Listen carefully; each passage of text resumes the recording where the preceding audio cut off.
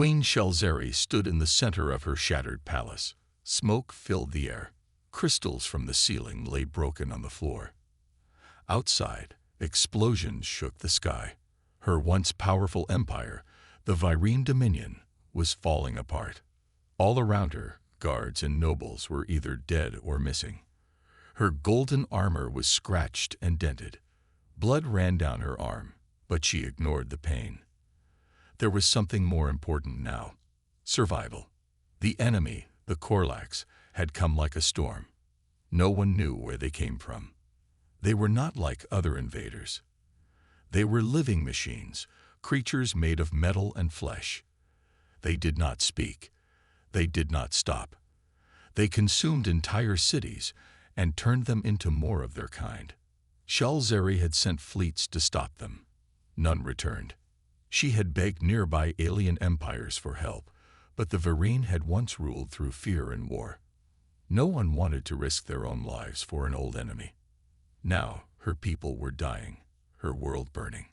She stood before the last working holotransmitter. Her long silver hair was tangled, her voice trembling. "This is Queen Shelzeri of Virene," she said, trying to keep her voice strong. "Our world is under attack. The Korlax are destroying everything. I beg any who hear this, please help us. We are not your enemies. Not anymore. If you have mercy, if you still believe in hope, answer our call." The screen flickered. The message repeated across the stars. Then silence.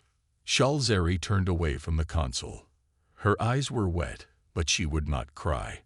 A queen must never cry in front of her people, even when all seems lost. She sat down on the broken throne, her shoulders heavy. Around her, her guards prepared for the last defense. They would fight to the end. They expected no help. Why would anyone come? No one loved the Virene, not after what they had done.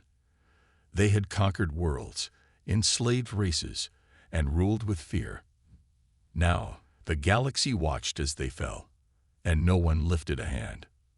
Far, far away, across the darkness of space, the message traveled. It passed dying satellites and forgotten stations. It reached empty moons and lifeless planets. Most systems ignored it. Others deleted it. But one strange little blue planet did not. On Earth, an old satellite dish beeped. In a quiet control room, a young technician blinked at the strange signal on his screen. Major Cole, you might want to see this." And that was the moment everything changed. Major Ryland Cole walked into the control room, sipping cold coffee. He had seen many strange signals over the years. Most were just space noise or echoes from old satellites. But this one felt different. The young technician pointed at the screen. "It's repeating every hour. The language is alien, but the translator is picking up the basics." Cole leaned in and watched the message play. The image of Queen Shelzeri appeared, her face pale, eyes full of pain. Her voice was calm, but her world burned behind her. "This is Queen Shelzeri of Virene. I beg any who hear this, please help us." Cole watched the message in silence. He knew the name Virene. Every soldier did. 10 years ago, they had been Earth's worst enemies. The Virene tried to conquer humanity. Millions died. Cities were bombed. Earth had barely survived. Now the mighty Virene were the ones begging for help. "Should we report this to command?" the technician asked. Cole didn't answer right away. He looked at the Queen's face again. She was not proud, not threatening. She looked tired, beaten, afraid. "Yes," Cole finally said. "Send it up the chain. This is big." Within hours, the message reached Earth Defense Command. The leaders of Earth gathered: generals, scientists, politicians. Some wanted to ignore the signal. Why help an enemy? Why risk Earth again? But others, like Cole, saw something more. "If we don't help them," he said during the meeting, "the Korlax will win. And after they're done with the Virene, they'll come for us." "We have no alliance with them," one general said. "We don't need one. Cole replied. We help because we can, because it's right, and because it's smart. After long arguments, the decision was made. Earth would respond. They called it Operation Iron Solace. For the first time in history, Earth would send help to a former enemy. The world reacted in shock. Some were angry, others proud. Many were afraid, but thousands volunteered. Soldiers, medics, engineers. Humanity was not the most powerful species in the galaxy, but they were known for one thing. When someone is in trouble, they don't look away. Soon, Earth's best warships were prepared. Massive carriers loaded with supplies and weapons. Strike teams trained to fight in alien environments. A message was sent back to Ashforal, the Virene homeworld. We heard you. We're coming. Across the stars, in her broken palace, Queen Shelzeri stared at the screen. A small light blinked, an incoming signal from Earth. She could hardly believe it. The humans, the same race her empire once tried to destroy, were coming to help. She closed her eyes for a moment, then stood tall again. For the first time in weeks, hope returned to her heart. The Earth Defense Council met inside a steel-walled chamber deep beneath Geneva. Lights flickered on a large round table. Around it sat leaders from every major country, military officers, scientists, and world presidents. The signal from the Virene Queen played again on the big screen. Some leaders looked away. Others watched in silence. She's lying, said General Harrow, slamming his hand on the table. The Virene killed millions of our people, burned our cities. We owe them nothing. But the enemy they face now is worse, replied Dr. Lin, the soft-spoken scientist. The Korlax are not conquerors. They're destroyers. They don't take prisoners. They leave nothing alive. We risk everything by going there, said another leader. If the Korlax beat the Virene, what chance do we have? Major Ryland Cole stood slowly. His voice was calm but firm. We're not doing this because we love the Virene, he said. We're doing it because if they fall, we're next. If the Korlax are allowed to grow stronger, it will come for Earth, for your children, for everything we've built. He looked around the table. His eyes were tired, but burning with purpose. We stop them there, or we fight them here. The room went quiet. Finally, Chairwoman Ortega, head of the council, spoke. Then it's settled. Earth will assist the Virene, but we send our best. No half measures. We go all in. She looked at Cole. You'll lead them. Cole nodded. I won't let you down. The mission was given a name, Operation Iron Solace. It meant peace through strength, help through fire. News spread fast. Some people cheered. Others protested in the streets. Many still remembered the war with the Virene. They did not forget the pain. But something strange began to happen. Thousands of young people signed up to join the mission. Soldiers who lost family in the war still raised their hands. Medics, engineers, translators, even cooks, all wanted to go. Some said it was madness. Others called it bravery. A former war hero named Captain Shuri, who had lost her brother to a Virene bombing, gave a speech. We were enemies once. Yes, but now they are the ones calling for help. If we ignore them, we are no better than they were. Let's show them who we really are. Her words touched hearts. In orbit, warships lit up the sky. Sleek carriers, powerful destroyers, and fast attack craft prepared to jump into deep space. Inside, humans trained hard, learning about Virene culture, Korlax biology, and how to fight in alien environments. Major Cole stood before his troops. We're not just going to help. We're going to remind the galaxy who we are. He paused. We're human, and when someone asks for help, we answer. Engines roared to life. Earth's fleet rose toward the stars. The journey to Ashforal had begun. The sky above Ashforal was dark red. Smoke and fire covered the planet. Mountains once filled with light and beauty now stood black and broken. The air was thick with ash. The Korlax had turned the Varine homeworld into a battlefield of death. From orbit, Earth's fleet arrived with power and precision. Human ships moved in like a shield, forming a protective wall between the Varine capital and the Korlax swarms. Earth's largest carrier, EDS Valor, opened its launch bays. Dropships filled with soldiers, supplies, and weapons shot down toward the surface like falling stars. Commander Ayana Tsu, leader of the first ground team, stood inside one of the dropships. She looked calm, but her heart was racing. This was not just another mission. This was history. She and her team were about to land in the middle of an alien war to help their former enemies. As the dropship shook, the pilot shouted, 2 minutes until landing. Ayana checked her armor, then looked at the troops around her. Remember, we're not here to take over. We're here to hold the line. Protect the civilians. Push the Korlax back. Show them what humans can do. The dropship slammed into the ground. The doors opened, and fire greeted them. Alien screams echoed in the distance. Korlax creatures, made of twisted metal and glowing flesh, charged through ruined buildings. Ayana's team moved fast. Pulse rifles lit the streets. Drones flew above, scanning for enemy movement. The humans didn't panic. They were trained, focused. They set up defenses near the Varine Palace, where the last of the royal guards were trying to protect Queen Shalzeri. At first, the Varine soldiers aimed their weapons at the humans. They didn't trust them. Why would they? These were the same species they once fought. But when Ayana's team took down a giant Korlax war beast with perfect coordination, the Varine lowered their guns. Inside the palace, Queen Shalzeri watched from a broken window.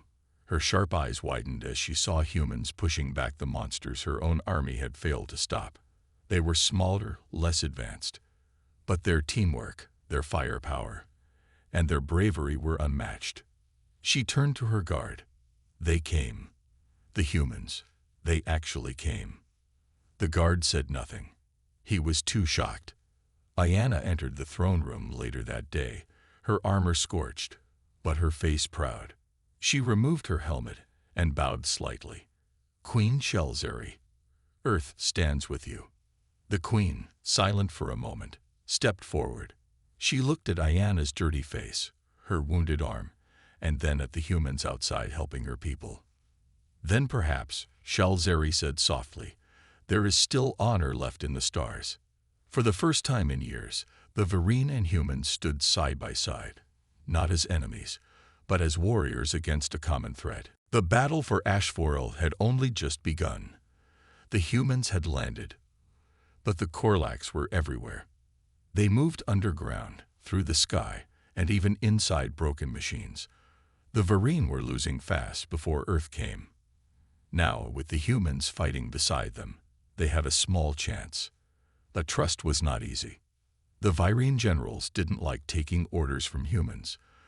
They saw Earth as young, weak, and unworthy. General Vrax, a proud Varine commander, stepped forward during a meeting and pointed at Major Cole. You think your people can lead this war? You are children playing with weapons. Cole didn't shout. He simply replied, we don't care who leads. We care who survives. Queen Shalzeri watched silently. She knew Vrax hated humans. Many of her people still did, but she also saw the truth. Without Earth, they would all be dead by now. Later that day, everything changed. A young human medic named Lisa Hart ran into the battlefield after hearing screams from the Varine side. She didn't care about danger. She didn't even carry a weapon. She found a wounded Varine prince, Shalzeri's only son, trapped under a fallen wall. The Korlax were closing in. Lisa had only seconds. She lifted a broken metal beam with all her strength. Her hands bled. She pulled the prince out and injected him with medicine. Then, just as the Korlax beast attacked, she threw herself in the way. By the time backup arrived, Lisa was dead. The prince lived. The story spread like wildfire. The Varine were shocked. One of their enemies, one of the lesser species, had given her life to save their future ruler. General Vrax didn't speak for the rest of the day. Queen Shelzeri visited Lisa's body personally. She knelt beside her and whispered, "You are honored among us." After that moment, everything began to shift. Human and Virene soldiers started training together.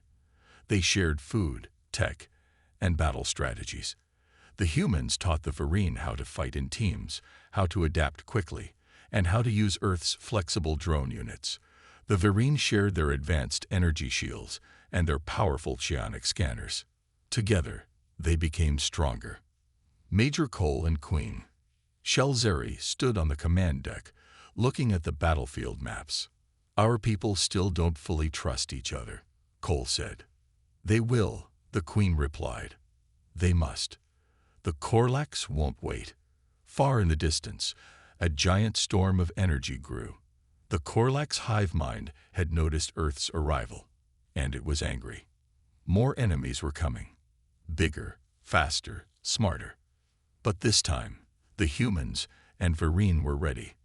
Not as conquerors, not as enemies, but as allies, born of desperation, fighting side by side. Days turned into weeks.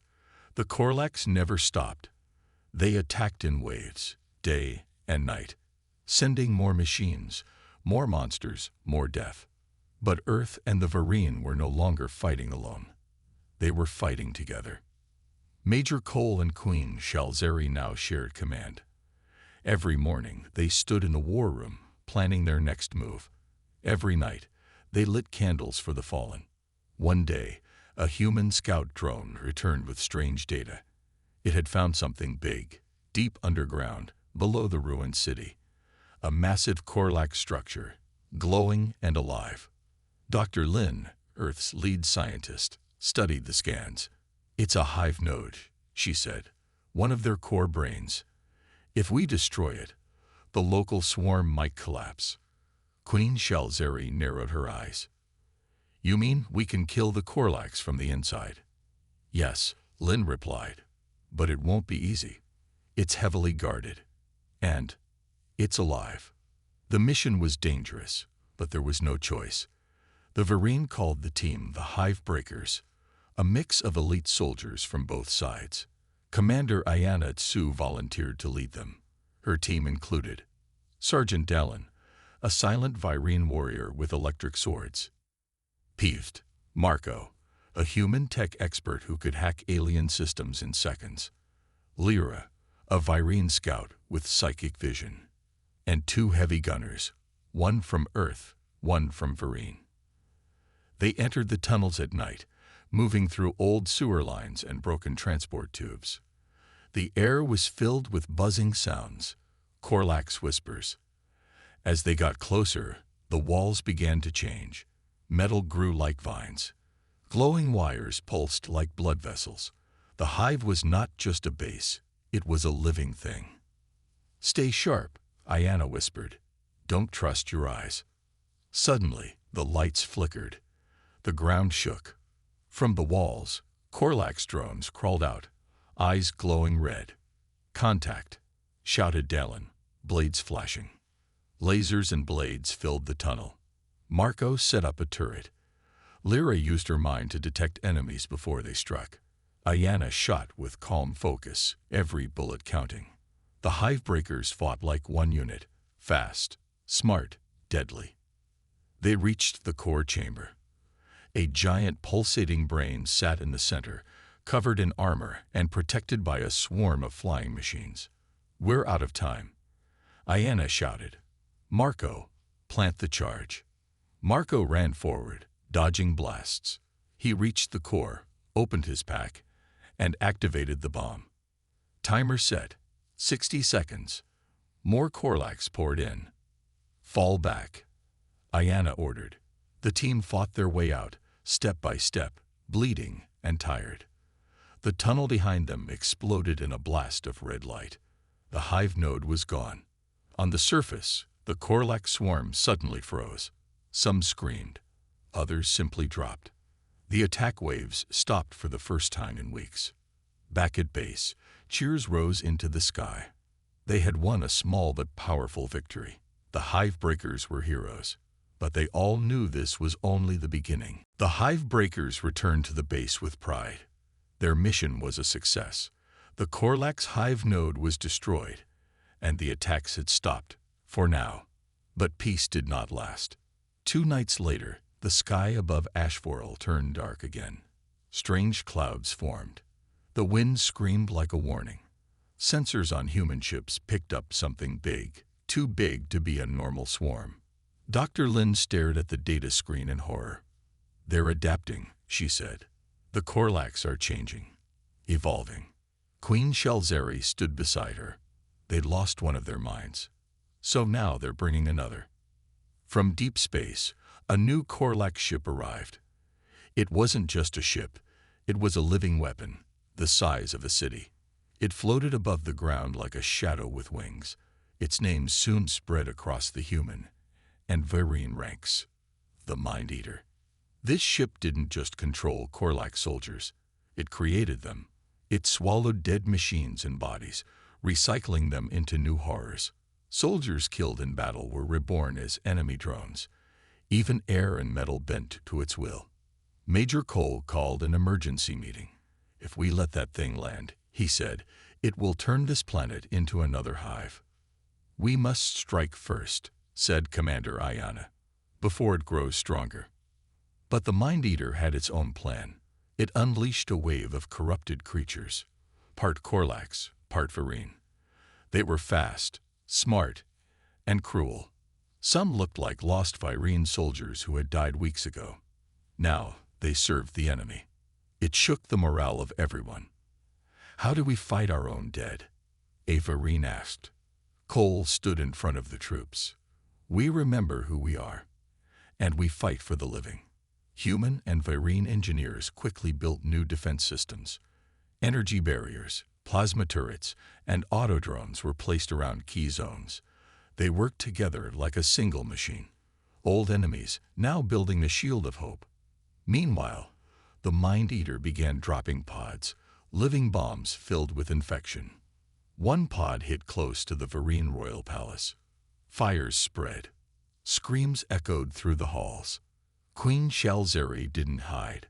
She led the defense herself, sword in hand, standing on the balcony and cutting down corrupted beasts as they tried to climb. Ayana and her team arrived just in time, pushing back the swarm and sealing the breach. The queen turned to Ayana, breathing hard. "You saved my people again," she said. Ayana smiled. "Let's keep doing that." In orbit, Earth's space fleet prepared for a final strike on the Mind Eater. Giant cannons were charged. Fighters loaded their missiles. Cole stood on the command deck of the EDS Valor, staring at the monster ship ahead. "One shot won't be enough," he said. "We're going to need every last one of us." The final battle was coming. Bigger, harder, deadlier. But so was Earth. So was hope. The EDS Valor floated silently in orbit above Ashforel. Below, the planet's surface burned with battle fires. The Korlax's living ship, the Mind Eater, hung like a dark cloud, its massive shadow covering the cities. Major Ryland Cole stood on the bridge, watching the enemy ship carefully. He knew this was no ordinary fight. The Mind Eater was not just a ship. It was a hive, a mind, a monster all in one. "We need a plan," Cole said, turning to his officers. Commander Ayana too stepped forward. "We strike where it hurts. The Mind Eater's core is inside the ship's heart, but it's protected by layers of energy shields and Korlax defenders." Dr. Lin added, "If we can break the shields, we can send a strike team inside to plant a bomb.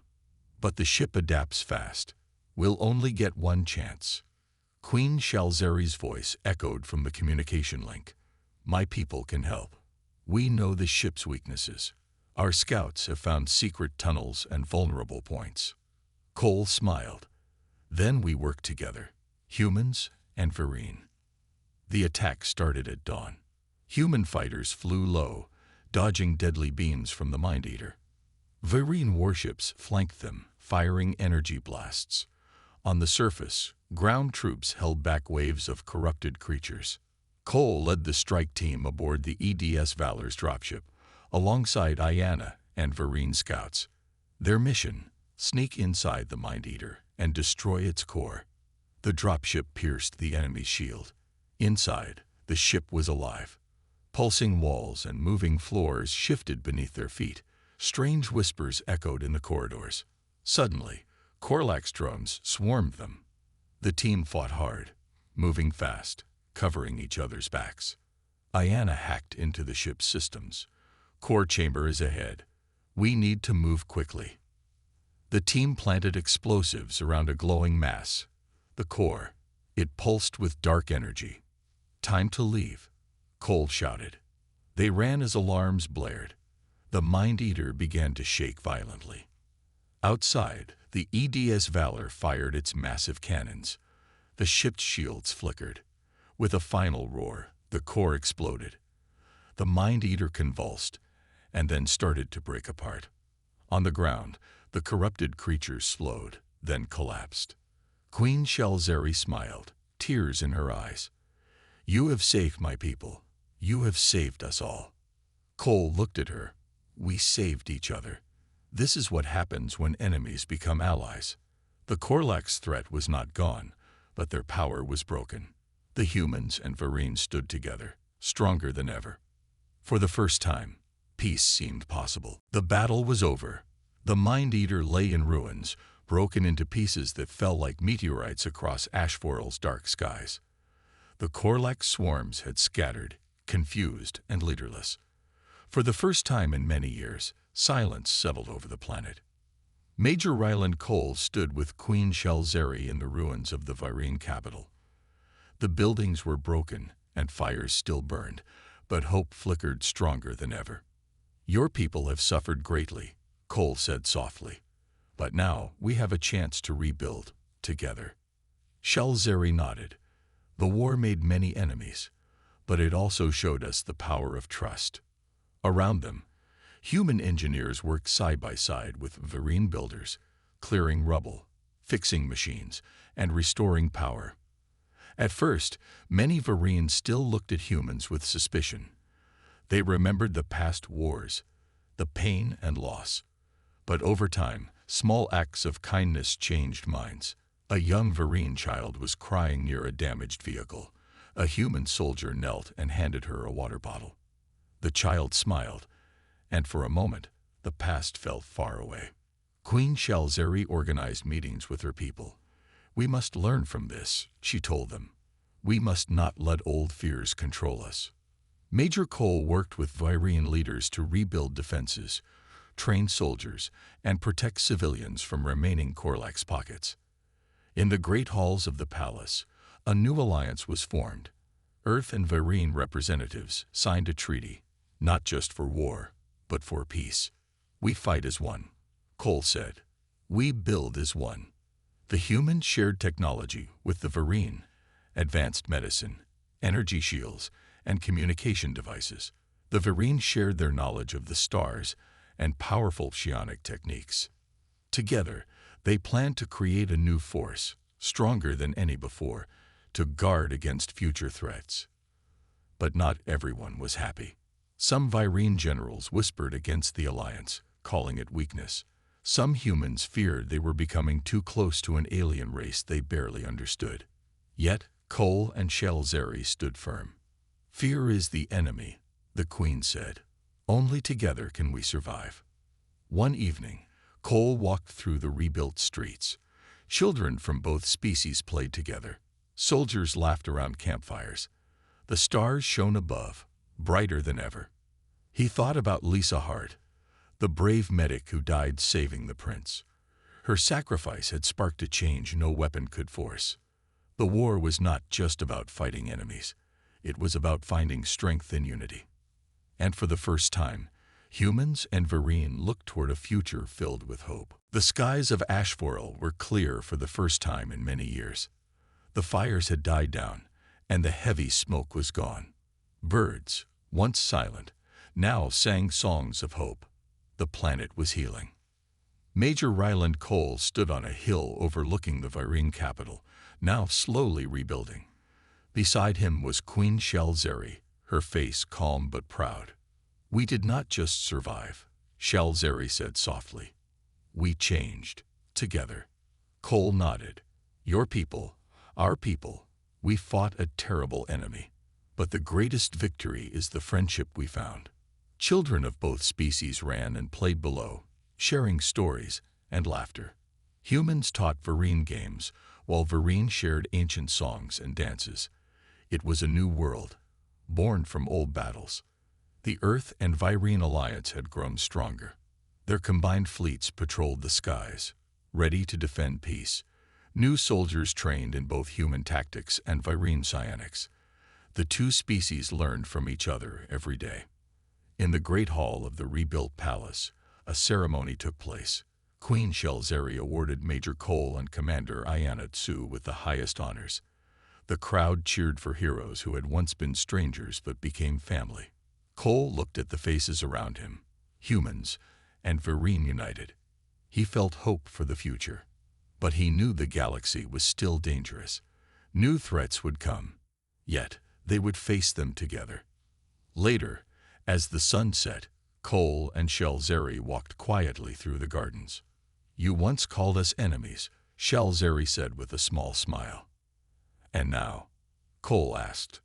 "Now we are allies, friends, maybe more." They laughed softly.